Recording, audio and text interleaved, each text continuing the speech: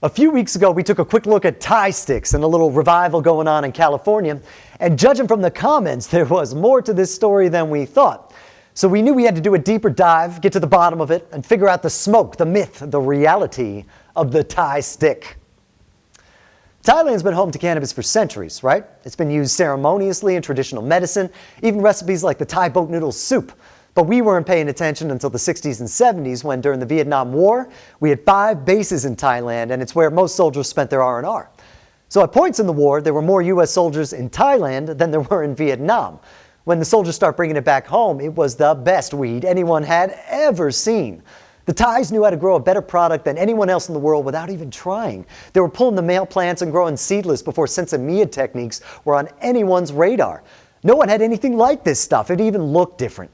Thai farmers would traditionally wrap their harvested buds around bamboo sticks or hemp stalks and tie it up with silk string to store it and preserve it.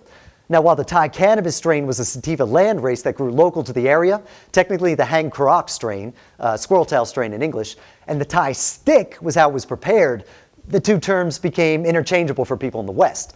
So Mike Ritter, a former smuggler, said the test of a Thai stick was to slap it against a wall, and if it didn't fall down, it was good.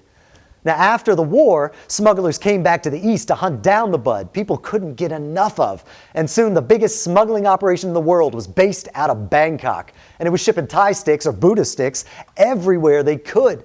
It wasn't until the 80s that the U.S. government really started to get worked up about marijuana. And after the biggest pot bust ever, where they seized 72 tons coming from Thailand, smugglers started looking for easier places to get it. And Thai weed became less available.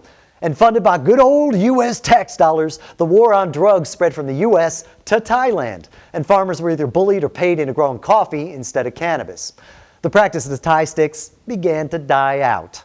Were they coated in opium? Well, accounts are mixed, but the cannabis part of Thailand, Isan, is close to the Golden Triangle, so it's available and definitely possible.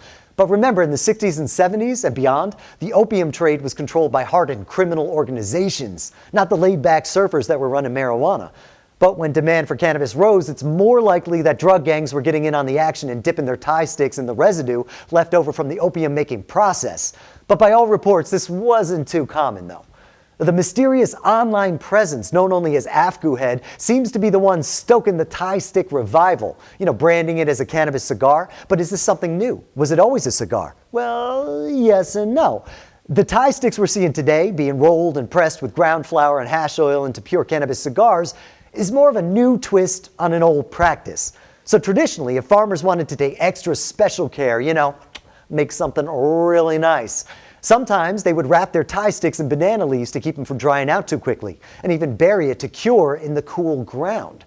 So these wrapped Thai sticks very well look like cigars. In fact, one DEA agent saw one and called it the Cuban cigar of the marijuana world. And the idea of it as a cigar stuck around ever since. So this new wave of Thai sticks is kind of trying to bring the idea full circle.